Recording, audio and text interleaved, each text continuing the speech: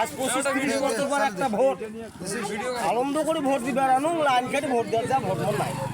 আপনি ভোট তো দিতে গেছে, আপনার ভোট কি হলো? আপনার ভোট দিল কি? ভোট কে যে দিল তো আমি তো বলতেই পারছি, আমি তো ভোট দিবার জায়গা থেকে আমার ভোট দিয়ে দিছে মানুষ। দুইবার যাচাই করছে, অনেকে বলতেছে এটা কিন্তু ভুয়া না, আসলে সত্যি।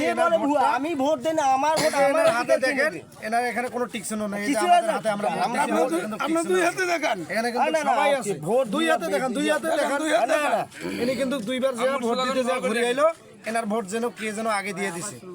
এটা কি আবার একটা ভোটের জন্য মানুষ এত কষ্ট করে ঢাকা থেকে জীবনে বাজি রেখে আবার ভোট মনে করেন বাসায় আসতেছে, বাসায় এসেছে নিজের এই ভোটটা অধিকারটা আদায় করার জন্য।